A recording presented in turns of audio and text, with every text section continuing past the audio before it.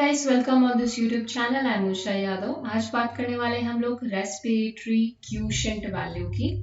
Respiratory quotient नाम से पता चल रहा है it is something that is related with respiration. Respiration in general हम टर्म में बात करें तो रेस्पिरेशन आपकी जितनी भी लिविंग बॉडी इस प्लैनेट पर अवेलेबल हैं सभी रेस्पिरेशन को परफॉर्म कर रही हैं। Either they are performing respiration in aerobic condition or anaerobic condition. Aerobic और anaerobic, I'm sure you are familiar with these two terms. Aerobic और anaerobic का simply मतलब होता है when you are using oxygen for the oxidation of substrate, for the phenomena of this respiration, or we can say that for the breakdown of substrate molecule to get the energy currency molecule, तो हम उसे aerobic respiration कहते हैं, है ना। इसको simple word में कहें, आपकी बॉडी की हर एक सेल को एनर्जी चाहिए अपनी फंक्शनैलिटी को परफॉर्म करने के लिए। वो एनर्जी कहाँ से आती है? रेस्पिरेशन से आती है। रेस्पिरेशन में क्या होता है, हमारे पास कोई सबस्ट्रेट मॉलिक्यूल आता है, फॉर एग्जांपल ग्लूकोज आ गया, हम ग्लूकोज को तोड़ेंगे, यानी कि हमारी सेल उस ग्लूकोज को तोड़ेगी। उस ग्लूकोज को तोड़ने के बाद हमें क्या मिलेगी? एनर्जी मिलेगी, एटीपी मिलेगी, है ना। और उसी एटीपी को हम सेल के फंक्शनैलिटी में यूज करते हैं। अब ये ग्लूकोज का ब्रेकडाउन एरोबिक कंडीशन में भी हो सकता है, अनएरोबिक कंडीशन में भी हो सकता है। एरोबिक का मतलब जब ऑक्सीजन की अवेलेबिलिटी में रेस्पिरेशन कंडक्ट हो रहा हो। अनएरोबिक का मतलब जहां पर ऑक्सीजन का यूज नहीं हो रहा है। So it may be possible वहां पर कंप्लीट ब्रेकडाउन हो रहा हो, इनकम्प्लीट ब्रेकडाउन भी हो सकता है ना। जैसे हम लोअर ऑर्गेनिज्म में देखते हैं, वहां पर अनएरोबिक रेस्पिरेशन को परफॉर्म किया जाता है। इन जनरल भी कहें तो रेस्पिरेशन की आपने एक इक्वेशन पढ़ी होगी जिसमें हम लोग क्या देखते हैं, C6H12O6 which is representing the glucose molecule. Plus में हम लोग अगर एरोबिक कंडीशन ले रहे हैं तो ऑफ कोर्स हम लोग ऑक्सीजन को यूज करने वाले हैं उसके ब्रेकडाउन के लिए, और एज ए एंड प्रोडक्ट हमें कार्बन डाइऑक्साइड मिलता है, प्लस में कुछ वाटर मॉलिक्यूल भी हमारा इवॉल्व होता है, और लास्ट में हमें मिलती है एनर्जी। इसी एनर्जी को सेल की फंक्शनैलिटी परफॉर्म करने के लिए यूज किया जाता है। यही हमारा रेस्पिरेशन का मेन पर्पस है कि ग्लूकोज जैसे मॉलिक्यूल को तोड़ के हमें एनर्जी प्रोड्यूस करनी है ताकि सेल या कोई भी बॉडी, कोई मल्टी सेल ऑर्गेनिज्म अपना फंक्शन प्रॉपर्ली परफॉर्म कर सके, है ना। तो ये इन जनरल हमारी रेस्पिरेशन के बारे में हमें पता है। तो रेस्पिरेटरी क्यूशेंट बेसिकली क्या होता है? रेस्पिरेटरी क्यूशेंट हमें हेल्प करता है ये फाइंड आउट करने में कि रेस्पिरेशन की प्रोसेस में ये हमारा क्या है, सबस्ट्रेट मॉलिक्यूल है ना। हमारा सबस्ट्रेट मॉलिक्यूल कौन सा यूज हो रहा है उस चीज को फाइंड आउट करने में हेल्प करेगा क्या? Respiratory quotient value. Respiratory quotient value से हम लोग ये कैलकुलेट करते हैं कि उस ऑक्सीडेशन की प्रोसेस के टाइम पे कितना ऑक्सीजन मॉलिक्यूल यूज किया गया है और कितना कार्बन डाइऑक्साइड मॉलिक्यूल प्रोड्यूस हुआ है। उसके ऊपर हम लोग कैलकुलेट करेंगे कि भाई ये पर्टिकुलर सबस्ट्रेट हमारा हो सकता है। जैसे ऐसे सोचिए, इस इक्वेशन में देखिए, इस इक्वेशन में हमने ग्लूकोज को यूज किया था। ग्लूकोज को तोड़ने के लिए हमने 6 ही ऑक्सीजन मॉलिक्यूल को यूज किया, और उस 6 ऑक्सीजन मॉलिक्यूल की वजह से हमें 6 ही कार्बन डाइऑक्साइड मॉलिक्यूल निकले। लेकिन इससे हमें क्या पता चल रहा है? इससे हमें ये पता चल रहा है कि ग्लूकोज मॉलिक्यूल का कंप्लीट ऑक्सीडेशन हुआ है। क्यों? क्योंकि जितने ऑक्सीजन मॉलिक्यूल की जरूरत हमें पड़ी ग्लूकोज को तोड़ने के लिए, उतना ही कार्बन डाइऑक्साइड लिबरेट हो गया है, इवॉल्व हो गया है, एग्जिट कर गया है ना, एंड प्रोडक्ट में हमें मिल गया है। तो ऐसी प्रोसेस को हम क्या कहेंगे कि यहाँ पर ग्लूकोज का कंप्लीट ऑक्सीडेशन हो रहा है, यानी कि कंप्लीट ब्रेकडाउन हो रहा है ग्लूकोज का। अब आप सोचिए, अगर किसी सबस्ट्रेट मॉलिक्यूल का कंप्लीट ब्रेकडाउन हो पा रहा है तो आपको एनर्जी भी अच्छे से मिल पाएगी, है ना। तो रेस्पिरेटरी क्यूशेंट बेसिकली एक रेशियो हम लोग निकालते हैं जिसमें हम ये देखते हैं कि रेस्पिरेशन की प्रोसेस के टाइम पे हमने कितना carbon dioxide consume oxygen not carbon dioxide, कितना ऑक्सीजन मॉलिक्यूल कंज्यूम किया है ऑक्सीडेशन प्रोसेस के लिए, और उस ऑक्सीडेशन के बाद एज ए एंड प्रोडक्ट हमें कितने कार्बन डाइऑक्साइड के मॉलिक्यूल मिले हैं, ताकि हम ये पता लगा पाए कि ऑक्सीडेशन कंप्लीट हो रहा है या इनकम्प्लीट हो रहा है। क्योंकि जितना ज्यादा अच्छे से ऑक्सीडेशन हो पाएगा उतनी एनर्जी लिबरेट हो पाएगी और उतना ही हमें एनर्जी एनर्जी मिल पाएगी, है ना। दूसरा, हम ये पता लगा पाएंगे कि सबस्ट्रेट कौन सा था। अगर सबस्ट्रेट हमारे पास कार्बोहाइड्रेट था तो ऑफ कोर्स उसका ऑक्सीडेशन करना बहुत इजी था, और इसीलिए हम लोग रेस्पिरेटरी क्यूशेंट कैलकुलेट करते हैं, जिससे हम फाइंड आउट कर पाए कि रेस्पिरेटरी क्यूशेंट के थ्रू हमारा सबस्ट्रेट मॉलिक्यूल कौन सा है जो रेस्पिरेशन में पार्टिसिपेट कर रहा है। अब इसकी डेफिनेशन की बात करते हैं। Ratio of the volume of CO2 evolve, हम लोग क्या चीज देखेंगे, हम दो ही फैक्टर को देखने वाले हैं, कितना ऑक्सीजन का कंजप्शन हुआ, कितना एंड प्रोडक्ट में हमें CO2 मिला, उसी से हम फाइंड आउट कर पाएंगे। So ratio of CO2 evolve, यानी कि अब मैं इस RQ वैल्यू को यहाँ पे लिखना चाहूँ तो हम क्या लिख सकते हैं कि it is the ratio of CO2 evolve and oxygen consumed. इस रेशियो से हम फाइंड आउट कर पाएंगे कि हमारा सबस्ट्रेट मॉलिक्यूल कौन सा था। सेकेंड थिंग, हमारा कंप्लीट ऑक्सीडेशन हुआ है या इनकम्प्लीट ऑक्सीडेशन हुआ है during the process of respiration, ठीक है। और यही फॉर्मूला आपको यही फॉर्मूला आपको लगाना है for the calculation of this respiratory quotient value. अभी इसी इक्वेशन की बात कर लेते हैं। इसी इक्वेशन से मान लीजिए हम लोग रेस्पिरेटरी क्यूशेंट चलिए कैलकुलेट करते हैं। तो इस इक्वेशन में हमें दिया हुआ है कितना कार्बन डाइऑक्साइड हमने कंज्यूम किया है। यहाँ पर कार्बन डाइऑक्साइड का कंजप्शन हुआ है, इवॉल्व हुआ है हमारा 6 मॉलिक्यूल। ऑक्सीजन का कंजप्शन कितना हुआ है, 6 मॉलिक्यूल ऑफ ऑक्सीजन कंज्यूम हुए हैं।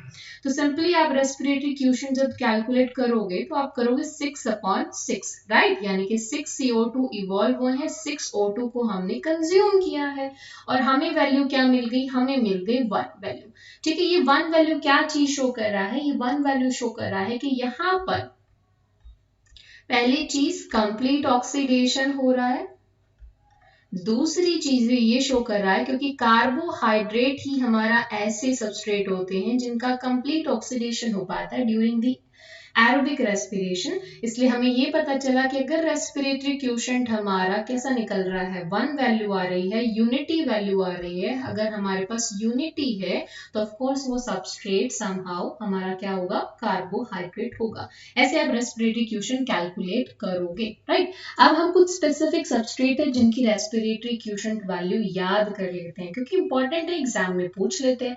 हमने ये तो समझ ही लिया कि हमें कैलकुलेट कैसे करनी है। अगर इक्वेशन दी हुई हो तो हम इक्वेशन से कैसे कैलकुलेट करेंगे, है ना। अब हम बस कुछ वैल्यूज को याद कर लेते हैं इंटरप्रेट करने के लिए कि अगर RQ वैल्यू हमारे पास इतनी आ रही है तो हम लोग उससे क्या कंक्लूड करें कि वो सबस्ट्रेट कौन सा है। जैसे अभी हमने कार्बोहाइड्रेट के लिए कहा कि अगर हमारे पास कार्बोहाइड्रेट है तो ऑफ कोर्स हमारा रेस्पिरेटरी क्यूशेंट वैल्यू क्या आएगा, 1 आएगा, या हम कह सकते हैं यूनिटी आएगा। क्लियर। सिमिलरली अगर मेरे पास सबस्ट्रेट मॉलिक्यूल फैट है तो मेरी सबस्ट्रेट वैल्यू कितनी, रेस्पिरेटरी क्यूशेंट वैल्यू कितनी आनी चाहिए, इट इज लेस देन 1, यानी कि 0.7 आएगी। सिमिलरली प्रोटीन की अगर हम बात करें तो प्रोटीन के लिए ये वैल्यू हमारी 0.9 है, बट ऑफ कोर्स ये भी क्या है, लेस देन 1 है ना, क्या है, लेस देन 1 है। तो आप कह सकते हो, देखो कार्बोहाइड्रेट के केस में कंप्लीट ऑक्सीडेशन हो रहा है, लेकिन फैट और प्रोटीन के केस में कंप्लीट ऑक्सीडेशन नहीं होता, इसीलिए वैल्यू हमारी लेस देन 1 आ रही है ना।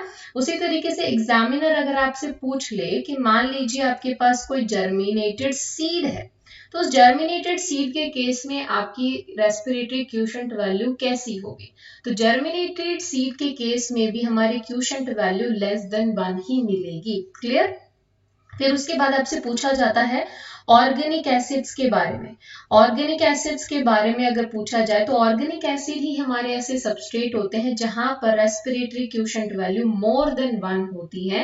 और प्रिसाइज मैनर में कहें, जैसे एक एग्जांपल ले लिया हमने मैलिक एसिड का, तो मैलिक एसिड की रेस्पिरेटरी क्यूशेंट वैल्यू 1.33 होती है, ठीक है। उसी तरीके से आपसे पूछेंगे कि भैया एस्क्यूलेंट प्लांट की बताओ, एस्क्यूलेंट प्लांट की रेस्पिरेटरी क्यूशेंट वैल्यू कितनी होगी, तो यहाँ पर हमारी रेस्पिरेटरी क्यूशेंट वैल्यू होगी 0। ऐसा क्यों होगा? क्योंकि यहाँ पर इवोल्यूशन ही नहीं होता, CO2 का इवोल्यूशन ही नहीं होता। यहाँ पर कैसी कंडीशन रहती है? इनकम्प्लीट ऑक्सीडेशन रहता है। ठीक है जी, इनकम्प्लीट ऑक्सीडेशन रहेगा। एग्जाम्पल के लिए भी आपसे पूछ सकते हैं कि ओपेनशिया में बताइए भैया कैसा रेस्पिरेटरी क्यूशेंट वैल्यू आपको मिलेगा। तो ओपेनशिया हमारा क्या है? एक स्क्यूलेंट प्लांट है, तो वहां पर हमारी रेस्पिरेटरी क्यूशेंट वैल्यू कितनी होगी? 0 होगी। ठीक है, ऐसे ही अगर आपसे पूछ लिया जाए एसिटिक एसिड का बताइए, एसिटिक एसिड की रेस्पिरेटरी क्यूशेंट वैल्यू कितनी पॉसिबल हो सकती है? तो यहाँ पर भी सिर्फ एक ही हमारा ऐसा केस है जहां पर एक एसिड की वैल्यू हमारी यूनिटी आ रही है, 1 आ रही है। ठीक है, और सिमिलरली आपसे पूछ ले कि अनएरोबिक ऑक्सीडेशन जहां पर हो रहा है, अनएरोबिक रेस्पिरेशन अगर हो रहा है, तो उस केस में रेस्पिरेटरी क्यूशेंट वैल्यू कितनी आएगी? तो ये हमारी आएगी इनफाइनाइट। ये कुछ इंपॉर्टेंट रेस्पिरेटरी क्यूशेंट वैल्यू है जो आपको याद रखनी है, हर एग्जाम पॉइंट ऑफ व्यू से आपके लिए इंपॉर्टेंट है। मैंने मेन बताया है क्योंकि यही हमारे लिए इंपॉर्टेंट है। कार्बोहाइड्रेट का हमें याद रखना है, यूनिटी आता है। फैट के लिए, प्रोटीन के लिए याद रखना है कि हमेशा लेस देन 1 आएगा। ऑर्गेनिक एसिड के लिए हमेशा ये वैल्यू मोर देन 1 रहती है। एस्कुलेंट प्लांट के लिए 0 है, इसलिए ये भी इंपॉर्टेंट है। और एसिटिक एसिड के लिए भी एक सिंगल फैटी एसिड हमारा ऐसा है जिसकी रेस्पिरेटरी क्यूशेंट यूनिटी है। ठीक है, अभी को एक बार और फिर से हम ट्राई कर लेते हैं कि रेस्पिरेटरी क्यूशेंट वैल्यू को अगर आपको कोई इक्वेशन दिया हुआ है तो आप उससे कैसे कैलकुलेट करोगे। ठीक है, फॉर एग्जांपल के लिए आपको इक्वेशन दी हुई है, let me first right it down here. Yes, O6 plus 1,5 oxygen molecule, and यहाँ पर ऑक्सीडेशन हो रहा है। ऑक्सीडेशन से हमें मिल रहा है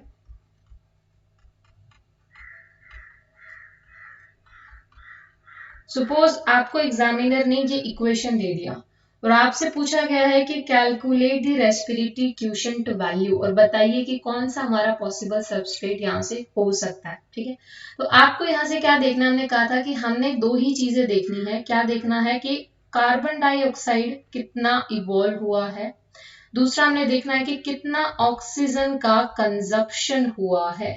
अब हमारे पास कार्बन डाइऑक्साइड कितना इवॉल्व हुआ है? 102 मॉलिक्यूल ऑफ कार्बन डाइऑक्साइड का एवोल्यूशन, यानी कि यहाँ से हमें लिबरेट हुआ है हमारी कार्बन डाइऑक्साइड। ऑक्सीजन की बात करें तो 145 मॉलिक्यूल ऑफ ऑक्सीजन हमने कंज्यूम किए। रेस्पिरेटरी क्यूशेंट का फॉर्मूला क्या था? कितना कार्बन डाइऑक्साइड मॉलिक्यूल इवॉल्व हुआ है और कितना हमने ऑक्सीजन का कंज्यूम किया है, उनका रेशियो निकालना है। सो 102 CO2 अपॉन में 145 यानी कि 145 ऑक्सीजन, इससे हमें रेस्पिरेटरी क्यूशेंट वैल्यू मिल जाएगी, है ना। आप जब इस चीज को कट करोगे तो आपको वैल्यू मिलेगा approximate 0.7, which is showing that 0.7, table से याद करिए 0.7 वैल्यू किसका था? फैटी एसिड का। यानी कि ये जो सबस्ट्रेट हमने यूज किया है रेस्पिरेशन में, ये क्या चीज है? नॉट फैटी एसिड, एक्चुअली ये क्या है? हमारा फैट हो सकता है, पॉसिबल में भी पॉसिबल ये फैट हो सकता है क्योंकि फैट का ही रेस्पिरेटरी क्यूशेंट वैल्यू 0.7 है। अब इसका नाम भी अगर हमें आपसे एग्जामिनर पूछ ले तो इस पर्टिकुलर सबस्ट्रेट का नाम है ट्राई पाल्मिटीन। ठीक है, ये क्या है? एक हमारा फैट मॉलिक्यूल है। तो इस तरीके से अगर आपको इक्वेशन दी हुई हो तो आप सिंपली उस इक्वेशन से भी कैलकुलेट कर सकते हैं कि क्या यहाँ पर आपका पॉसिबल रेस्पिरेटरी क्यूशेंट वैल्यू होगा। आप उसे कैलकुलेट करेंगे, टेबल अगर आपको याद है उसे मैच करेंगे एंड सिंपली आप आंसर कर सकते हो which one is your respiratory quotient value.